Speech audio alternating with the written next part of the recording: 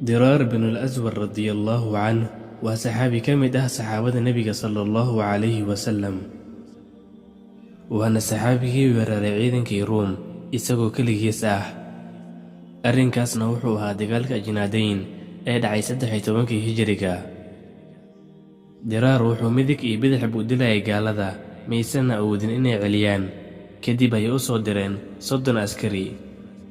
diraar markuu arkay ciidanka ayuu iska bixiyay dirac biradkiisa, wuxuuna tuuray qalabkiisa, qamiiskiisana waa uu iska bixiyay. ciidankii markay qaabkaas u arkeen ayay ka cabsadeen, waxayna ku tilmaameen shaydaanka xabadka qaawan.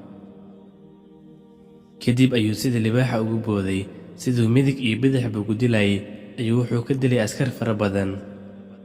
kuwo kalena way ka carareen. intaas kuma uusan ekaane, wuxuu jeexay safkii Ruum ilaa uu ka soo qabtay hogaamiyahoodii oo lagu magacaabi jiray Wardaan. diraar iyo Wardaanna waxaa dhex maray lagdan xooggan. lagdankaasna wuxuu ku dhammaaday diraar oo warankiisa xabadka uga jabiyey Wardaan. isla markaas waxaa takbiir isqabsaday muslimiintii.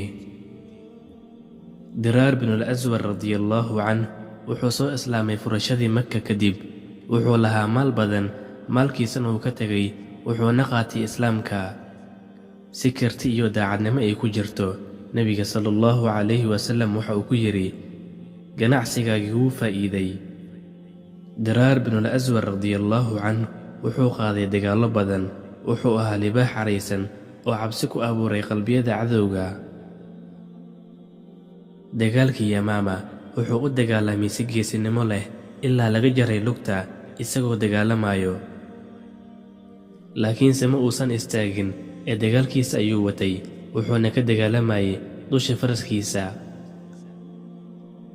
diraar bin al-aswad radiyallahu canhu wuxuu ku dhintay daacuunkii Camwaas, wuxuuna ku aasan yahay tuulo lagu magacaabo Diraar oo asaga loogu magac daray.